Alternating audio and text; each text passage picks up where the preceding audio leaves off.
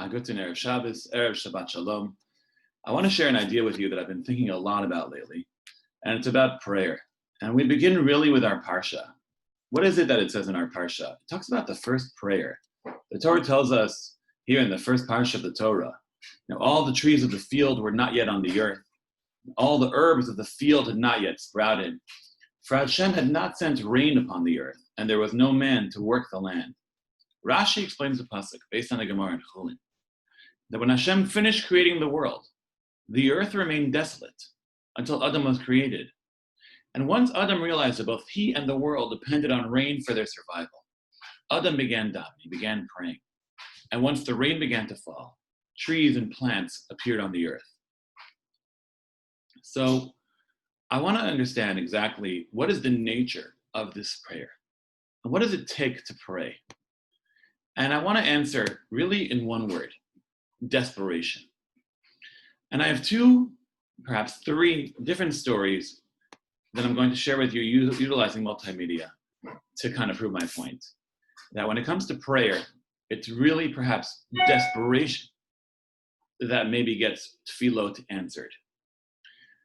One of the examples I have is a true life story, and the second is fiction. We'll begin with the true life story. This is a film that was created by Rabbi Yoel Gold, and I'm going to share it with you, share my screen here. It's a film created by Rabbi Yoel Gold. The name of the film is Meet Mr. Applebaum, and he tells a story, as you'll see. December the 7th, 1941, Japan pulled a raid on Pearl Harbor, and President Roosevelt declared war against Japan. They started to recruit soldiers, and I was one of them. He was trained as a communications officer and was sent to this American-controlled Japanese island called Guadalcanal. And that's where it all happened. Around 6 p.m., it started to get dark. And as it got dark, Japanese bombers swooped down on our area, dropped their bombs, and left. I killed about 6 soldiers on our camp. Within a minute or two, I lost the power of my legs and my hands. My hands were like 2 pieces of meat. I look at my hands, I had no feeling in my hands. And it's very scary, very scary. He was choking from the dust and the debris surrounding him. And as he's trying to cough it all out, he turns upward and he talks to Hashem for the very first time from the deepest depths of his soul. I said, Hashem, give me back my hands. I can't feel my hands. Please, give me back my hands. Please. Eventually, when I end up being able to serve you, I will then be activating myself to serve you. A few seconds later, miraculously, Mr. Applebaum regained sensation in his hands and feet. So to me, and that's not the point of Rabbi Gold's story, he draws different points from the story. But if you ask me, that part of the story is the one that's the most important, it's the most incredible. Why? Because I think you see what prayer is. It's desperation. He's called out to Hashem for help, knowing there's no one else he can possibly turn to. And in that moment of need, of desperation, of recognition, that's only Hashem who can help him. That's when Hashem responded to him. It's knowing that there was no self left. It was totally reliant upon Hashem. The second example I want to share with you, it comes from the movie Ushpizin. Perhaps you remember the movie. It came out a number of years ago. And to me also, this is just a great example of tefillah, perhaps in the Breslov style. And I think that it's a good illustration of davening. I'm not saying it's the type of davening you might not do in shul, but I don't think davening should be limited to shul. Check this out.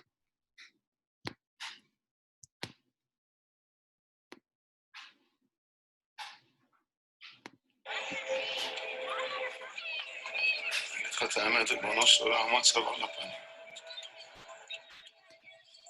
אני יודע שאתה שונא עצבות, אבל אני...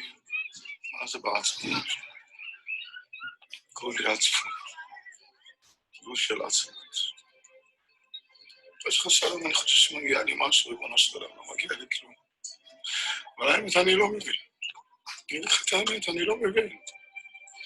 אני לא מבין מה אתה רוצה ממני, נראה לי אתה הולך לי קצת קשה מדי, קצת פרפס אותי. הוא צריך לזכות נוסף מזמור, קולתי אלוהים וצריך הקולי לאלוהים והזין אליי. ביום צורתי את המי דרשתי את אליי ואני גר בכפור, ומה אני חושב שלי? רוצה להיות יהודי קשה, אז מה אני רוצה? לא רוצה שום דבר יותר מזה. רוצה שיהיה לי סוכה, שיהיה לי לולב, שיהיה לי ארבע מינים, שיהיה מה לאכול בחג, זה מה אני מבקש, זה לא בעיה גדולה בשבילך, נכון? למה ואם לא בשבילי, בשביל אשתי, אני לא מבין, לא מבין, ריבונו של עולם, מה עשה לך, מה לקבל, מה זה?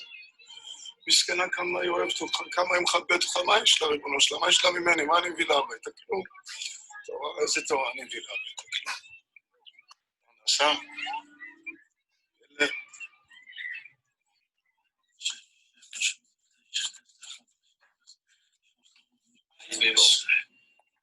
כמעט הכל. כמעט הכל. יש אצלי $1,000. איך זה? היהודי המבוגר ממוסחרה שאני תמיד הולך אליו נפטר. ידעתי, שכחתי להגיד לך. עורף דעין אמס. אז הנה, $1,000. מה לעשות איתם? אתה כבר תמצא למי לתת. צביבו, אני רוצה לגמור עם זה, אני יורד למרכז היום. בבקשה, תסתכל פה, בטח תמצא מישהו.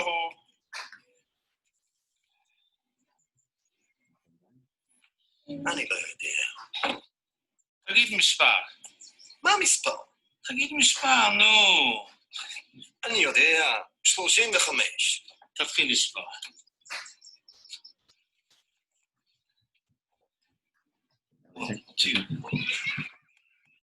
ריבונו של עולם, אנחנו צריכים נס.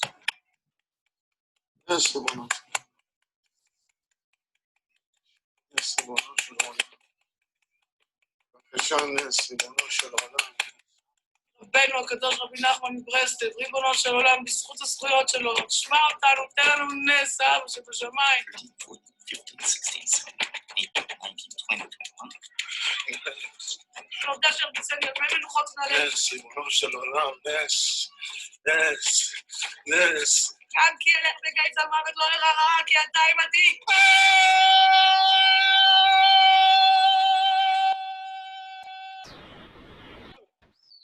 משה בלן, כן, שמואל הנביא שמה.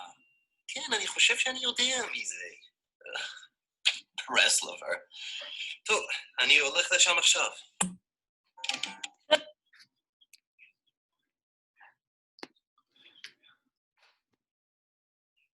So I always wondered why they used American actors for an Israeli film.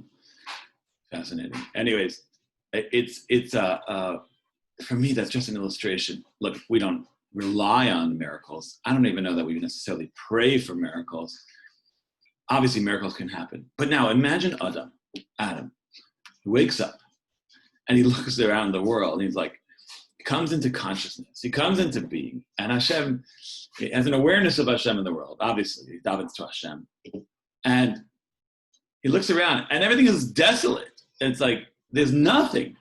There's no greenery, there's no shrubs, there's no flowers, there's no trees, there's no fruits, there's no vegetables. It's just dirt, a world of dirt. Okay, maybe it's wonderful dirt. Maybe it's the kind of dirt you would love to buy at Home Depot to plant your garden, but it's just dirt. And he says, this is a world to live in.